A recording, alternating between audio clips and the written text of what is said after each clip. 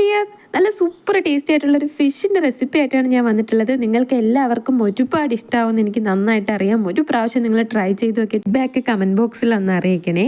അതിനായിട്ട് ഞാനിവിടെ എടുത്തിട്ടുള്ളത് കുറച്ച് ആവോലി മീനാണ്. ആവോലി മീൻ എടുത്ത് കഴുകി വൃത്തിയാക്കി എടുത്തിട്ടുണ്ട്.